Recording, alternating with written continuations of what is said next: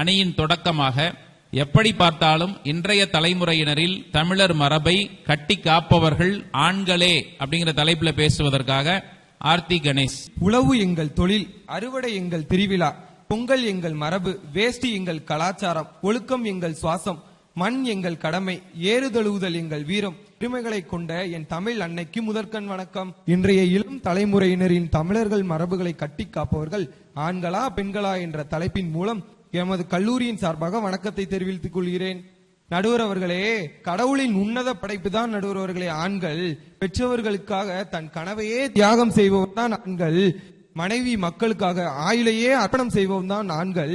வேலை தேடுபவன் அல்ல, அங்கீகாரத்தை தேடுபவன், அளத்தெரிந்தவன் அல்ல, கண்ணீரை கட்டுப்படுத்த தெரிந்தவன் என ஆண்களின் பெருமைகளை கூறி தமிழர் மரபுகளை கட்டி காப்பது ஆண்களே என அணி சார்பாக பேச வந்துள்ளேன். குடிமக்களை காப்பது அரசனின் கடமை, மனைவி மக்களை காப்பது ஆணின் கடமை. அந்த மரபை இன்றளவும் இளைஞர்கள் பின்பற்றி இராணுவத்தில் இணைந்து நாட்டை காப்பாது கடமை என நினைத்து நாட்டை காப்பாற்றுவர்கள் இன்றைய இளைஞர்கள் தான் நடுவர் அவர்களே. தன்னுடைய நண்பனுக்கு பண தேவைன்னா தன்னோட அம்மா பரிசாக கொடுத்த தங்க மோதிரத்தை கூட கலட்டி அடகு வச்சு தன்னுடைய நண்பனுக்கு கொடுத்து போதுமா மச்சான்னு கேட்கறதா இன்ற காலத்து ஆண்கள். ஆனா பெண்கள் கிட்ட போய் கேட்டா கழுத்துல காதுல நிறைய அணிஞ்சிருப்பாங்க ஐயா. தோழி கேட்டா ஒரு 100 ரூபாய் ஜிபே பண்ணுன்னு கேட்டா கூட அனுப்ப மாட்டாங்க. இல்லடின்னு சொல்றதா இந்த காலத்து பெண்கள்.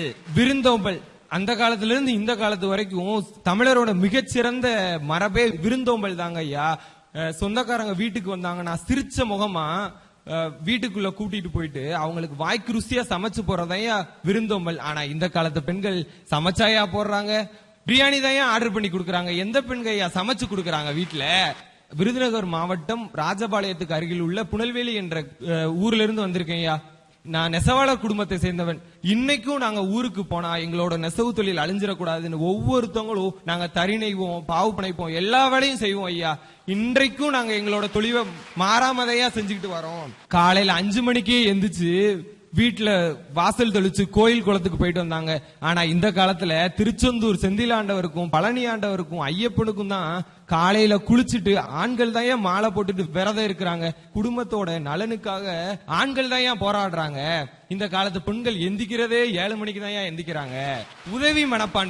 உதவி மனப்பான்மைன்னு சொன்னாலே இந்த காலத்து ஆண்களை தான் ஆணித்தனமா சொல்ல முடியும்.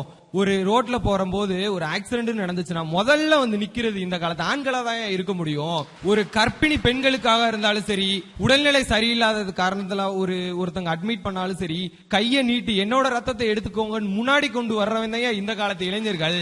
சமூக சேவை செய்ததுல எங்க ஆண்கள் இளைஞர்களை விடிஞ்சிட யாராலையும் முடியாது ஐயா.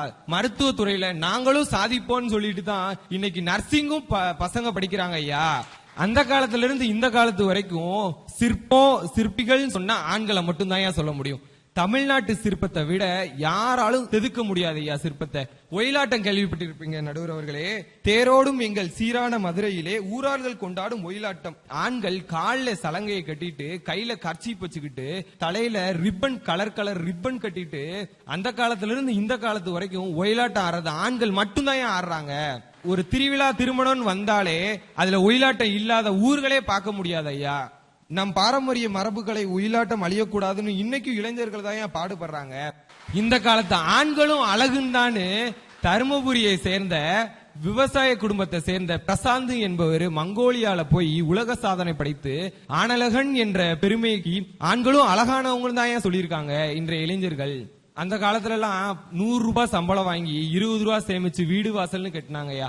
ஆனா இந்த காலத்துல 1 லட்சம் வாங்கினாலும் காண மாட்டேங்குதுயா. இவங்க இஎம்ஐ கட்டியே ஓஞ்சு போயிடுறாங்கய்யா. ஒரு ஆன்லைன்ல ஒரு பொருள் புதுசா வந்தா அந்த பெண்கள் விட மாட்டேங்கிறாங்க. கணவர்கிட்ட கேக்குறாங்களோ இல்லையோ அடுத்த நிமிஷமே ஆர்டர் பண்ணிடுறாங்க. ஆர்டர் பண்ணிட்டு தான் சொல்றாங்க 20,000க்கு அது வாங்கியிருக்கேன் இது வாங்கியிருக்கேன்னு எங்க கிட்ட சொல்றாங்க. அந்த வாங்கின பொருளையும் யூஸ் பண்றாங்கன்னு பாக்குறீங்க. 1 மாசம் யூஸ் பண்றாங்க, அது மூலையில தான் கிடக்குது. அத காசு சேர்த்து வச்சிருந்தா இன்னைக்கு வீடு வாசல்னு கட்டி எங்கேயோ போயிருக்கலாம். அந்த காலத்துல கூட்டு குடும்பமா ஒற்றுமையா இருந்தாங்க.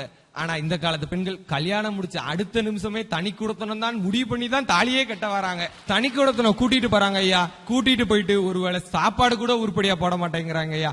அவங்க சமைக்கிற சாப்பாடு எப்படி இருக்குன்னு கேட்டீங்கன்னா, கணவர் டைனிங் டேபிள்ல உட்காந்துருக்காங்க, மனைவி கிச்சன்ல இருக்காங்க, எங்க கதவும் பூடுங்க, பூனை ஏதாவது வந்து சாப்பிட போதுன்னு சொல்றாங்க. பூனை வந்து சாப்பிட்டா நாளைக்கு உன் சமையல பாத்துட்டா திரும்ப வராதுமா, சாப்பிட்டா சாப்பிட்டு போட்டுமான்னு தான் சொல்றாங்க. அந்த மாதிரிதான் இருக்கு இந்த காலத்து பெண்களோட சமையல். வீட்டுல ஒரு ஆளு சமைக்கிறது இல்லையா? அந்த காலத்துல சொந்தக்காரங்கள ஒரு வீட்டுல ஒரு விசேஷம் வந்தா ஒன்னா கூடி சந்தோஷமா இருந்து பெண்கள் ஆண்கள்லாம் இளைஞர்கள்லாம் சந்தோஷமா இருச்சு. அத்தை பொண்ணுங்க மாமா பசங்கன்னு சேர்ந்து சிரிச்சு விளையாண்டு சந்தோஷமா இருந்தாங்க ஐயா.